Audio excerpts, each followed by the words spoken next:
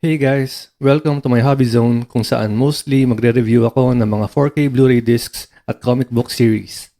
For this episode, re-reviewin ko ang Maximum Carnage series ng Marvel Comics.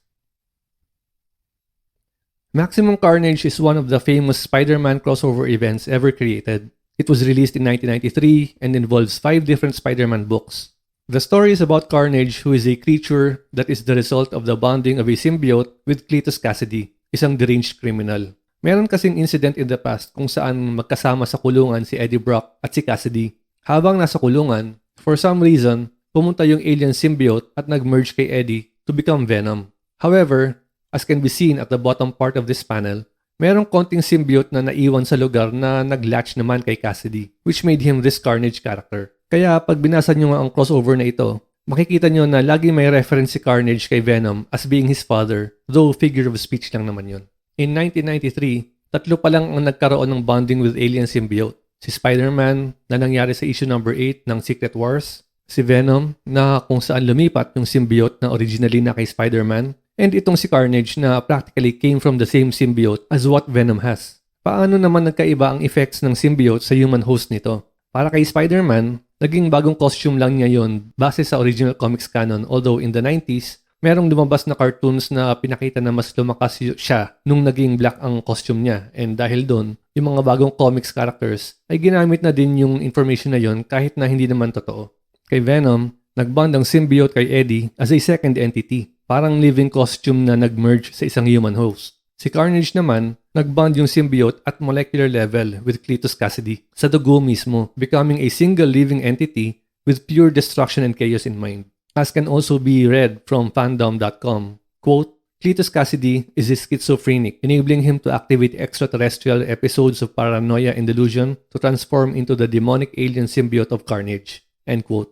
Ang symbiote ni Venom ay merong superhuman strength, pero si Carnage kayang gumawa ng blood weapon constructs which are more considerable and deadlier than Venom's strength. Ang weaknesses ng mga symbiotes ay very loud sound and fire.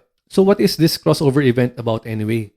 Maximum Carnage is a revenge story kasi dati nang naglaban sila Spider-Man, Venom at Carnage at natalo si Carnage. So sa series na ito, ang pinaka-plot is simply payback time ni Carnage from the very first issue to the last.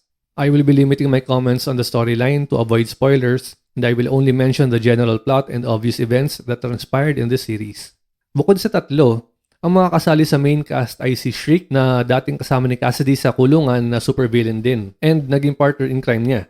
Yung doppelganger ni Spider-Man na lumabas nung Infinity War, si Cloak, si Dagger, at si Demo Goblin. Supporting cast naman includes Black Cat, Deathlock, Morbius, and Carrion. Meron pang konting superheroes na lumabas in the second half of the series, but I won't mention them anymore para may surprise para sa inyo.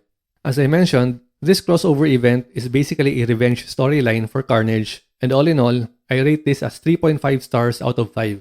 So bakit mababa? I have several reasons, and the first one is purely subjective.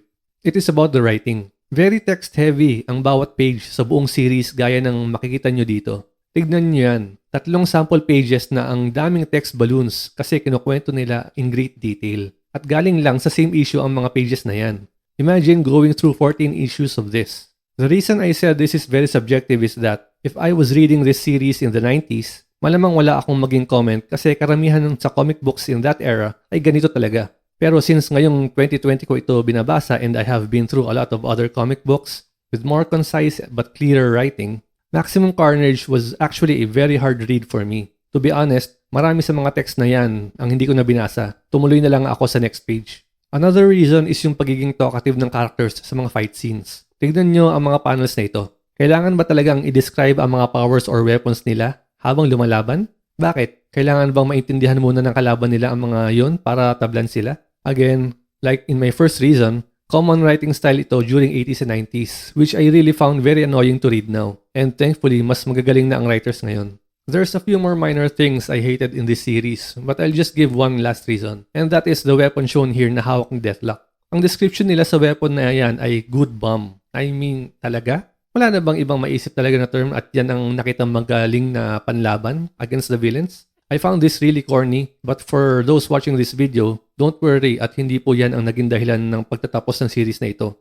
It is this explosion which was the result of a different fight sequence. Yung plot ng Maximum Carnage is basically okay. Masyado lang cheesy or corny ang writing for my taste. At masyado nilang pinahaba ang kwento. Tingin ko pwede naman tapusin sa 8 or 10 issues lang instead of 14. But one reason kung bakit naging sikat ang series na ito dati ay dahil sa bawat issue, parang laging may Royal Rumble. Talagang ang daming bakbakan. So much so that for some pages, I felt that some of the artists crammed a lot of events in a single page, which made the page very busy or very messy, as you can see on these 3 sample pages. But not everything about the art is bad. There are actually plenty of good panels, especially those by Ron Lim and Mark Bagley. So that's my take for Maximum Carnage. I don't recommend anyone to buy this, pero kung may mga kaibigan kayo na mahihiraman, it's fine to read it just one time. Though if you are a diehard Spider-Man fan, then by all means, collect them. I hope I was able to give a good picture on the quality of this crossover event, and I hope to see you again in my future videos. Kung nagustuhan nyo ang episode na ito, pakiclick lang po ang ng like button. At kung gusto nyong maging updated sa mga ganitong topics, please click the subscribe button na rin po. Malaking tulong ito para sa paglaki ng aking channel at para makagawa pa ako ng future videos. Thank you for watching.